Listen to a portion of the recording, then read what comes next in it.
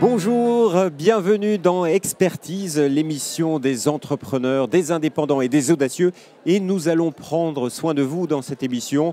En toute fin d'émission, dans la rubrique Coup de Zoom, nous recevrons Gérard Caron qui vous parlera de logo. Mais tout de suite, parlons santé et prévoyance avec nos deux invités. Constance de Ponsin, bonjour. Bonjour. Vous êtes déléguée générale de l'AJPI, c'est l'association d'assurés en épargne, retraite, prévoyance et santé. C'est votre nouveau nom aujourd'hui. C'est ça. Et puis à côté de vous, Bruno Lionel Marie, bonjour. Bonjour. Vous êtes responsable développement à la RAM.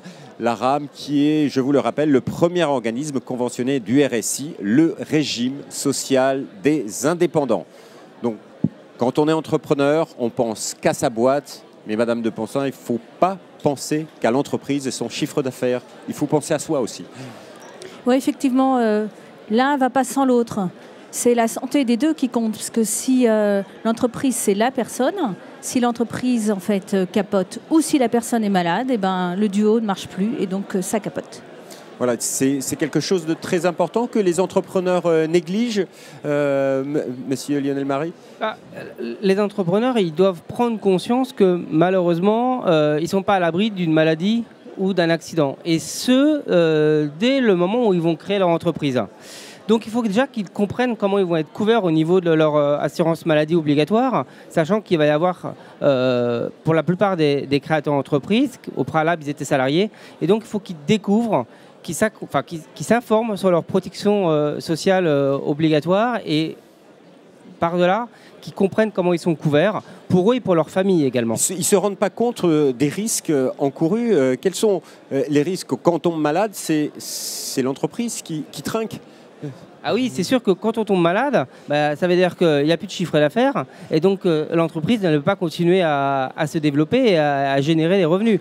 Donc c'est bien là justement toute la nécessité pour un créateur d'entreprise, pour un chef d'entreprise, de prendre conscience de comment il est couvert et ensuite de pouvoir aller voir souscrire des contrats complémentaires pour être pris en charge à la bonne hauteur par rapport à leurs attentes et leurs besoins. Alors, sur les risques, on comprend bien quand on tombe malade, c'est catastrophique pour l'entreprise. Mais quels sont les risques de santé qu'encourent les entrepreneurs? Mais il y a aussi beaucoup de risques. Il y a la maladie, mais il y a l'accident. Donc tout ce qu'on appelle les risques en fait, accidents de la vie. Vous allez faire du ski, vous n'avez pas vu, vous êtes fatigué, vous prenez que 3 jours parce que vous êtes entrepreneur, vous foncez de 9h à 5h et pof, une bosse, vous n'avez pas vu. Vous faites une fracture et vous êtes en fait indemnisé. Vous êtes handicapé, pendant 3 mois, vous ne pouvez plus rien faire. Et si vous n'avez pas prévu en fait, une assurance complémentaire qui vous permet de délivrer des indemnités journalières, votre entreprise risque de péricliter.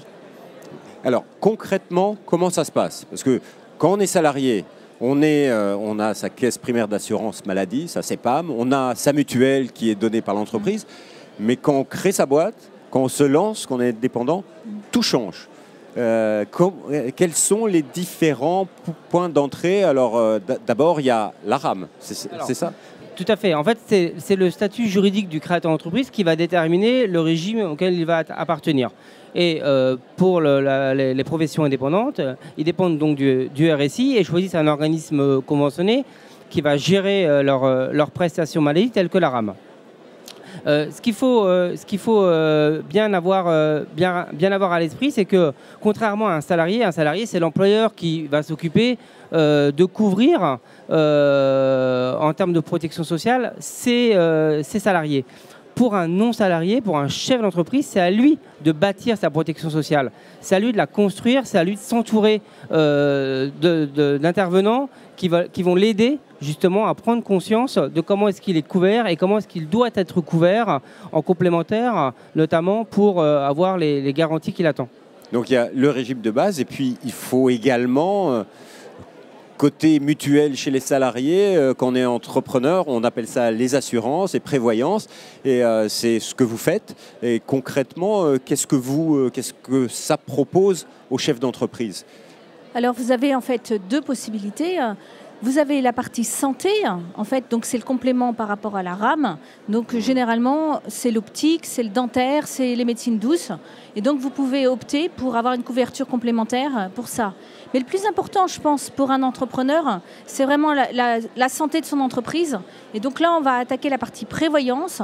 Et c'est les indemnités journalières. Si malheureusement, il ne peut plus travailler pour une période déterminée, ça peut être aussi des garanties de remboursement de frais, des choses comme ça qui permettent d'assurer en fait la survie de son entreprise si malheureusement il est obligé d'arrêter de travailler. Et tout ça, ça se fait quand ? Au moment de la création, à quel moment il faut déclencher ces contrats et ces inscriptions ? Alors, pour la partie maladie obligatoire, le choix de l'organisme il se fait au moment de la création. La création, elle se fait soit auprès du centre de formalité des entreprises, dans les chambres consulaires, soit maintenant également en ligne. Et donc là, le choix de l'organisme, il se fait là. Et à partir du moment où l'organisme est choisi, la boîte est créée, la couverture maladie obligatoire commence à... Voilà, il y a une couverture qui est prise en charge dès le jour de la création. Le changement par rapport à un salarié, c'est que c'est plus la CPAM qui va gérer la partie maladie obligatoire, mais l'organisme conventionné choisit. Voilà. Et pour l'aspect assurance et prévoyance, à quel moment il faut... C'est le plus rapidement possible. Bien entendu, en fait, pour nous et je pense pour en fait vous entrepreneurs, la priorité c'est la partie prévoyance. On le voit en fait à la JP, c'est le premier contrat qui est souscrit pour tous les entrepreneurs. C'est ce qui permet de ne pas faire péricliter l'entreprise si en fait il y a un arrêt maladie. Alors, les entrepreneurs, quand ils se lancent, ils pensent à leur chiffre d'affaires et bien sûr à leurs dépenses. Est-ce qu'on peut avoir une idée de combien ça coûte ? Alors, côté RAM, c'est... On va juste distinguer les auto-entrepreneurs où finalement les cotisations sociales, c'est un pourcentage du chiffre d'affaires qu'il va déclarer. Donc, s'il ne déclare pas de chiffre d'affaires, il n'y a pas de cotisation à payer. Cette cotisation varie suivant l'activité artisanale, commerciale, profession libérale. En revanche, pour un entrepreneur autre qu'auto-entrepreneur, là, les cotisations, c'est un pourcentage de ses bénéfices, donc de ses revenus. Et ce qu'il faut retenir, c'est que c'est environ 40 à 50% de ce bénéfice en termes de cotisation sociale. Donc énormément de charges. Et côté assurance et prévoyance, il y a un coût également que l'on peut indiquer. Sur la partie santé, pour notre contrat AJP Santé, pour un quarantenaire en fait, parisien, ça va entre en fait 400 et 900 euros. Ça dépend essentiellement de la couverture en fait optique qui peut aller de 250 à 600 euros. Oui. Pour la partie prévoyance, c'est plutôt de l'ordre de 600 euros. Et là encore, c'est pour une couverture. Vous avez une indemnité journalière, donc en cas d'arrêt maladie, de 90 euros par jour. Et alors, une dernière question quand même, c'est comment choisit-on son assurance? Quel est le conseil qu'on peut donner aux entrepreneurs qui nous écoutent? Ils se disent, bon, voilà, il faut que je m'occupe de ma prévoyance, il faut chercher sur Internet, est-ce qu'il faut passer par un courtier, par exemple, aussi, pour en savoir plus? Je pense que c'est vraiment important d'aller voir un professionnel qui va apporter le meilleur conseil en fait, en face de votre besoin. Et vous avez intérêt dans ce cas-là à aller voir des spécialistes de la couverture des risques des entrepreneurs, que ce soit en prévoyance ou en santé, qui pourront vous apporter la meilleure offre en fait, en face de votre besoin. Sur l'organisme conventionné, c'est bien évidemment uniquement sur des critères de service, puisqu'on est dans le cadre d'un régime obligatoire. Les critères de service, ça tourne autour de la simplification. Et simplification, c'est lié à un compte en ligne, pouvoir consulter en ligne toutes les informations concernant son dossier. C'est également pouvoir poser des questions à travers l'accueil, à travers un numéro de téléphone, des plages horaires très larges. Et c'est également la facilité pour les remboursements, la complémentaire santé, grâce aux accords de télétransmission que nous avons mis en place. Donc vous l'avez bien compris, pensez à votre couverture santé, renseignez-vous, vous avez vu, ça peut coûter cher. Est-ce qu'il y a des avantages fiscaux quand même? Oui, en fait, pour tous les indépendants, vous pouvez déduire quasiment toute votre prime dans le cadre de Madelin. Et pour le plafond 2015, c'était de 9 000 euros. Donc c'est pour inciter les entrepreneurs à prendre conscience de l'importance de se prémunir contre les risques en fait, en santé, en prévoyance, mais également en retraite. Donc il faut profiter de cette opportunité. Merci beaucoup à tous les deux pour vos conseils. Ne quittez pas le plateau parce que c'est l'heure du Zoom et nous allons parler logo avec notre invité.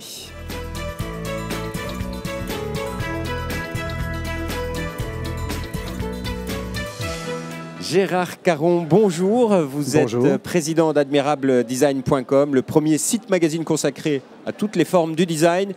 Vous êtes là pour nous donner un conseil et donc j'imagine que c'est en matière de logo. Il faut penser à son logo, penser à sa santé, mais penser à son logo aussi.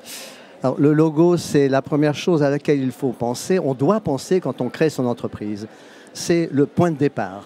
C'est-à-dire, c'est le petit drapeau qui va fédérer ensuite toutes les équipes, les fournisseurs, les clients, et c'est le début d'une grande histoire. Enfin, c'est ce qu'il faut souhaiter. Et quelles sont les démarches que doivent entreprendre tout entrepreneur qui pense à son chiffre d'affaires, etc. Là, il y a une démarche artistique dans la création de son logo. Comment ça se passe? À quel moment il faut le faire au départ et avec qui? D'abord, il faut, dans la mesure du possible, éviter de le faire soi-même. Parce qu'un logo, ça demande quand même une certaine distanciation. Quand on crée son projet, on est vraiment dedans, alors que le logo, il est destiné à l'extérieur, aux autres, au public, etc. Donc il faut déjà avoir ce recul-là, ce qui n'est pas toujours facile au départ. Donc éviter de le faire soi-même. Mais parfois, on est tenu de le faire parce qu'il n'y a pas de budget, parce que, etc. Je peux comprendre.